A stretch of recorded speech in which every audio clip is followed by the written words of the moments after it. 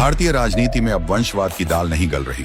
जनता अब सिर्फ किसी का बेटा या वारिस होने पर वोट नहीं देती, लेकिन जिनकी राजनीति खानदानी विरासत पर टिकी थी, मेहनत करने के बजाय अब वो सबसे आसान शॉर्टकट रोड पर निकल पड़े हैं, और वो है तुष्टीकरण, यानी हिंदुओं को कोसो और वोट पाओ।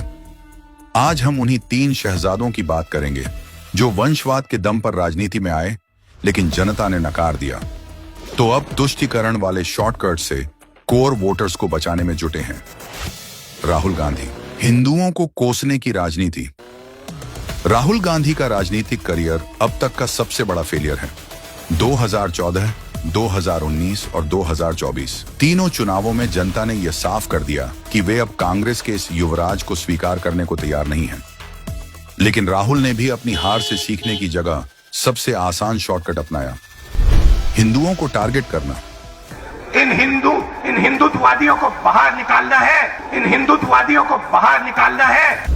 वोट बैंक को खुश करने के लिए राम मंदिर का निमंत्रण तो ठुकराया ही, साथ ही निजामों के वंशज खुश करने के लिए मोदी सरकार में बनाए गए स्टैच्यू ऑफ यूनिटी का भी बहिष्कार कर दिया। इसके साथ ही हिंदुओं को बांटने के लिए जातिवाद की माला जप रहा है। अखिलेश यादव, पिता की छाया से तुष्टीकरण तक, उनकी राजनीति पिता मुलायम की अनुकंपा से शुरू हुई। 2012 में मुख्यमंत्री बनने के बाद जब पिता छूटे तो करारी हार मिली। इन्होंने भी तुष्टीकरण चुना। मुजफ्फरनगर दंगों में मुआवजा बांटने में भेदभाव किया। मुजफ्फरनगर दंगे के बाद समाजवादी पार्टी ने क्या किया? समाजवादी पार्टी ने 90 करोड़ का मुआवजा घोषित किया, और वो मुआवजा सिर्फ और सिर्फ मुस्लिम के लिए था।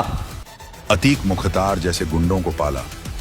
कुंभ में कुव्यवस्था फैलाने वाले आजम खान पर कार्रवाई नहीं की।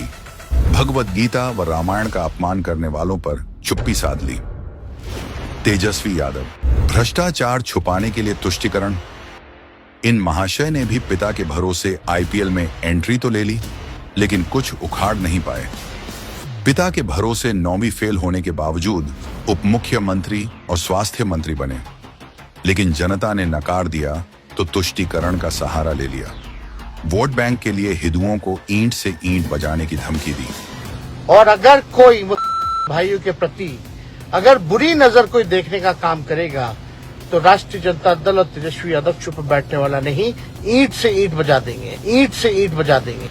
नवरात्रि में जानबूझकर नॉनवेज खाने का वीडियो डाला, लेकिन रमजान में इफ्तारी में खजूर खाते घूम रहे हैं, जैसे असली रोजेदार यही हो। ये तीनों राजकुमार सत्ता को अपनी बपौती समझते थे, लेकिन अब जनता इतनी भोली नहीं रही। वह जानती है कि राजनीति में टिके रहने के लिए मेहनत करनी पड़ती है। शॉर्टकट अपनाने वालों के लिए राजनीति से बाहर का रास्ता ही बचता है। मोदी जी चाहते तो वे भी विकास में भेदभाव करके खास वर्ग को खुश कर सकते थे, लगातार कुर्सी हथिया सकते थे, लेकिन उन्होंने सभी वर्गों को अपना माना और सभी के लिए बिना भेदभाव के काम किया।